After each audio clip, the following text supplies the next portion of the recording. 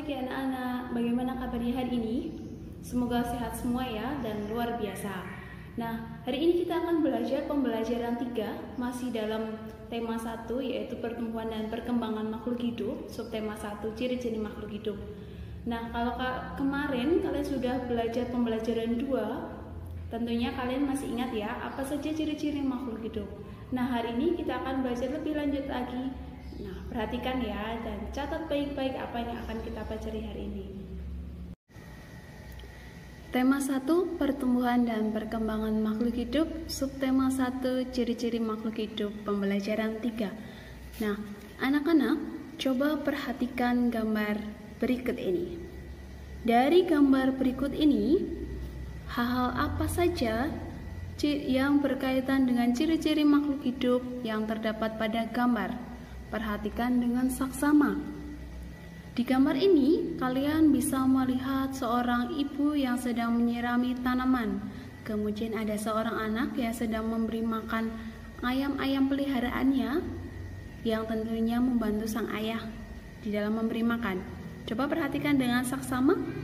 Nah, kemudian kalau kalian masih mengingat ciri-ciri makhluk hidup yang sudah kalian pelajari sebelumnya, coba tuliskan ciri-ciri makhluk hidup yang kamu temukan dari gambar tadi, gambar yang barusan kalian lihat. Sebagai contoh, yang pertama, tumbuhan memerlukan air. Dari mana kita bisa melihat kalau tumbuhan itu memerlukan air ya? Kegiatan apa yang bisa kita jadikan contoh kalau tumbuhan memerlukan air? Ya, kalau kalian perhatikan dengan saksama, tadi ada ibu sedang menyirami tanaman. Nah, begitu dan seterusnya. Coba kalian isi tabel ini.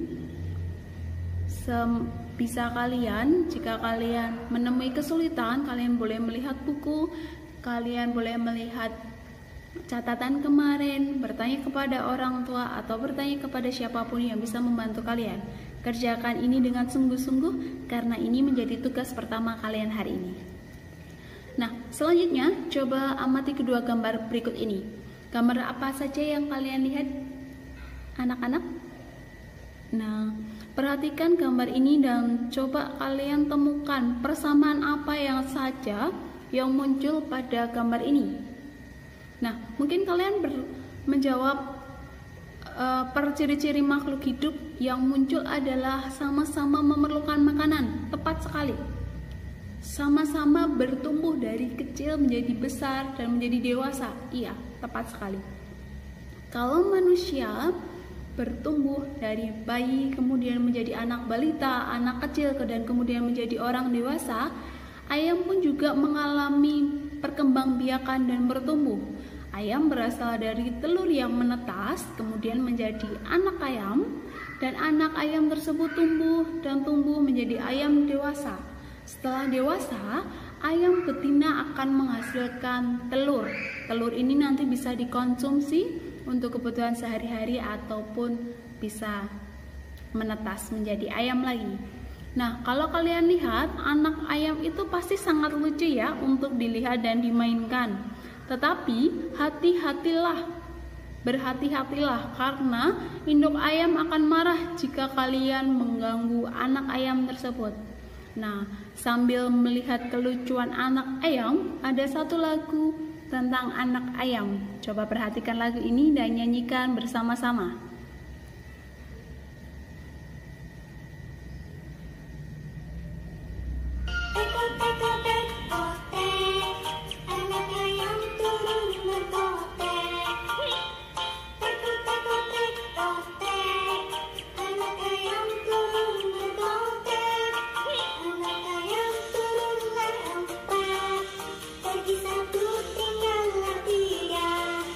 Anak ayam turunlah tiga.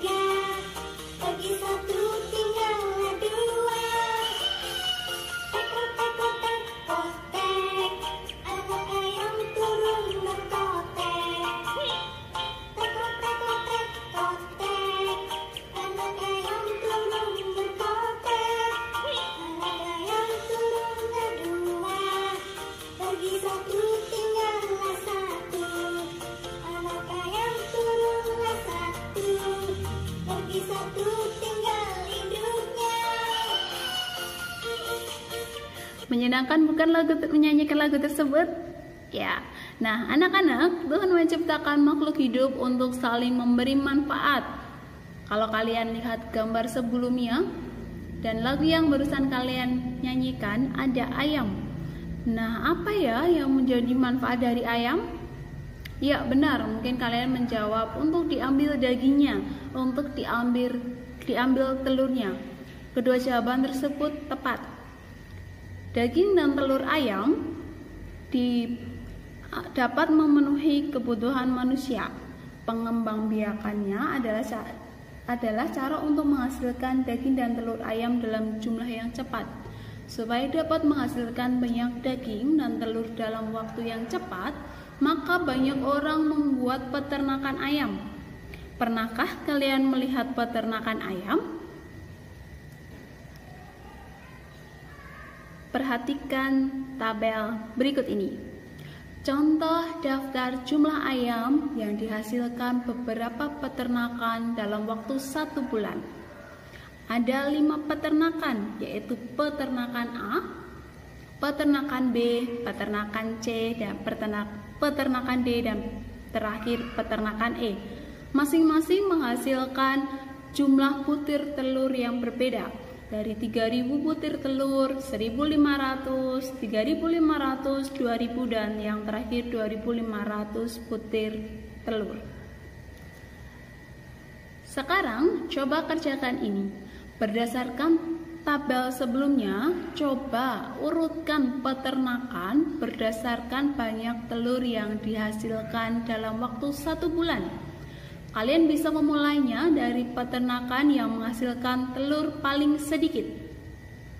Kerjakan ini di buku tugas kalian sebagai tugas kedua hari ini. Nah, tadi ada satu peternakan yang menghasilkan angka 1.250 butir telur dalam waktu 1 bulan. Bagaimana cara membaca angka 1.250 tersebut? Ya, kalian pasti tahu cara membacanya, yaitu 1250. Nah, kalau angka-angka tersebut kalian masukkan ke dalam kolom yang berisi ribuan, ratusan, puluhan, dan satuan, kalian akan mendapati bahwa angka 1 masuk dalam kolom ribuan, angka 2 dalam kolom ratusan, angka 5 dalam kolom puluhan, dan yang terakhir angka 0 dalam kolom satuan. Tepat sekali. Coba perhatikan latihan berikut ini. Ada 3 soal yang harus kalian jawab, harus kalian tulis di dalam buku tugas kalian sebagai tugas ketiga hari ini. Jangan lupa buatlah tabel seperti contoh. Kalian bisa melihat soal ini dalam buku tema kalian masing-masing. Kerjakan dengan sungguh-sungguh. Jika kalian mengalami kesulitan, silahkan bertanya kepada orang tua. Nah, selamat belajar anak-anak, terus bersemangat, selalu menjaga kesehatan di rumah saja, terus belajar, dan Tuhan Yesus memberkati. Terima kasih.